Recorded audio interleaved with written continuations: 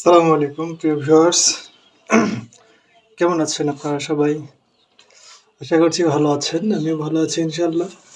প্রচুর কাজ চলছে ভাই আমাদের এলাকায়। ধান কাটা চলছে। এইজন্য সময় পাচ্ছি না।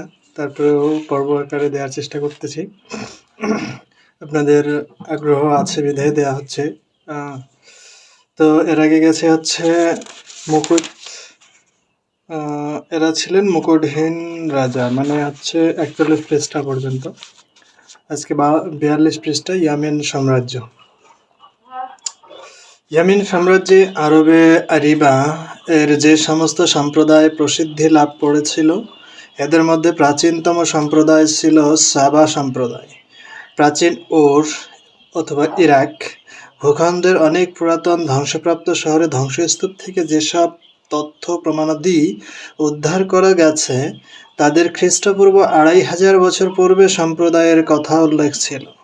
কিন্তু খ্রিস্টপূর্ব একাদশ শতকে তাদের অভ্যুদয় সূচিত হয়েছিল বলে যে তথ্য প্রমাণাদি উল্লেখ করা হয়েছে, তা ছিল কেবল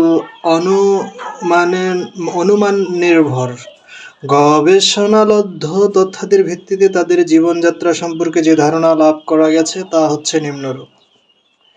১ নম্বরে মোকাররব সাবা, খ্রিস্টপূর্ব ৬২০ হতে ১৩০০ শতাব্দ পর্যন্ত।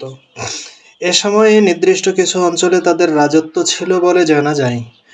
নাজরান ও হাজরামাউতের মধ্যবর্তী অঞ্চল জাওফ এদের আধিপত্য বিস্তার লাভ করে।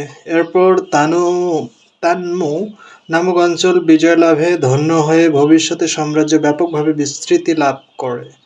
এমনকি এদের রাজনৈতিক প্রতিপত্তি উত্তর হিজাজের মায়ান ও উলা পর্যন্ত ব্যাপকতা লাভ করে। বলা হয়ে থাকে তাদের কলোনি বা উপনিবেশ আরব বিশ্বের বাইরে ছড়িয়ে পড়েছিল। তাদের প্রধান জীবিকা ছিল ব্যবসা। এরপর ইয়ামেন ইতিহাস উল্লেখযোগ্য মায়ারিবের বিখ্যাত বাঁধ নির্মাণ করা হয়। পৃথিবীর বিভিন্ন নাজ নেয়ামত দ্বারা আবৃত ছিল। পবিত্র কোরআনে এদের ব্যাপারে ইরশাদ হয়েছে, পরিণামে তারা ভুলে গিয়েছিল তোমার প্রেরিত বাণী, যার ফলে তারা পরিণত হলো ধ্বংসপ্রাপ্ত একটি জাতিতে। সূরা ফুরকান আয়াত ১৮। খ্রিস্টপূর্ব ৬৫০ অব্দ হতে তাদের যুগ শুরু হয়। সে সময়কাল শাহানশাহ সাবা এর উপাধি ছিল মুকাররবে সাবা। তার রাজধানী ছিল সারওয়াহ নামক নগরীতে, যার ধ্বংসপ্রাপ্ত অট্টালিকার নিদর্শন আজও মায়ারেবের উত্তর পশ্চিমে এক দিনের পথের দূরত্বে দেখতে পাওয়া যায় এবং তা খুরাইবা নামে প্রসিদ্ধ।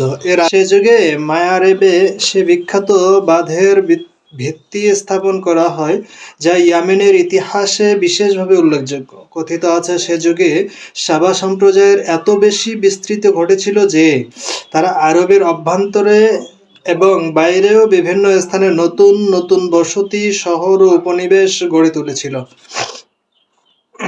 ২. সাবা রাজা, খ্রিস্টপূর্ব ৬২০ থেকে ১১৫ অব্দ পর্যন্ত। খ্রিস্টপূর্ব ৬২০ অব্দ থেকে ১১৫ অব্দ পর্যন্ত সময়কালে সাবা সম্রাটগণ মোকাররব উপাধি পরিত্যাগ করে রাজা বাদশাহ উপাধি গ্রহণ করে এবং সারওয়াহ এর পরিবর্তে মায়ারেরকে সাম্রাজ্যের রাজধানী ঘোষণা দেয়। সে শহরের ধ্বংসস্তূপ আজও সানআ নামক স্থানের ১৯২ কিলোমিটার পূর্বে দেখতে পাওয়া যায়। ৩. সাবা এর পতন যুগ, খ্রিস্টপূর্ব ৩০০ হতে ১১৫ অব্দ পর্যন্ত। খ্রিস্টপূর্ব ১১৫ থেকে ৩০০ অব্দ পর্যন্ত সময় সাবা রাষ্ট্রের ওপর হিমায়ার গোত্র প্রাধান্য লাভ করে। মায়ারিবের পরিবর্তে রায়েদানকে রাজধানী করে পরে রাজধানীর নাম রায়াদান পরিবর্তন করে জিফার রাখা হয়। এ শহরের ধ্বংসাবশেষ আজও ইয়ামিম শহরের নিকট এক গোলাকার পর্বতের মধ্যে দেখা যায়। এ সময় থেকেই সাবা সম্প্রদায়ের পতন শুরু হয়ে যায়। নাবাতীয়গণ প্রথমে হিজাজে উত্তর প্রদেশ নিজ কর্তৃত্ব প্রতিষ্ঠা করে সাবা সম্প্রদায়ের বসতি স্থাপনকারীদের সেখানে থেকে বহিষ্কার করে। উপরন্তু রুমিগণ মিশর, শাম এবং হেজাজের উত্তরাঞ্চল দখল করে নেয়ার ফলে সমুদ্রপথে তাদের ব্যবসা-বাণিজ্য ক্ষতিগ্রস্ত হয়ে পড়ে। এভাবে পর্যায়ক্রমে তাদের ব্যবসা-বাণিজ্য সংকুচিত হতে হতে শেষ পর্যন্ত বন্ধ হয়ে যায়। অন্যদিকে কাহতানি গোত্রসমূহ নিজেদের মধ্যে অন্তর্দ্বন্দ্ব এবং কলহে লিপ্ত হয়ে পড়ার ফলে নিজ নিজ আবাসস্থল পরিত্যাগ করে তারা বিভিন্ন জায়গায় ছড়িয়ে পড়ে। তো আজ এখান থেকেই পরবর্তীতে ৪ নম্বর থেকে শোনানো হবে ইনশাআল্লাহ, স্বাধীনতা বিলুপ্তি। এখান থেকে শোনানো হবে।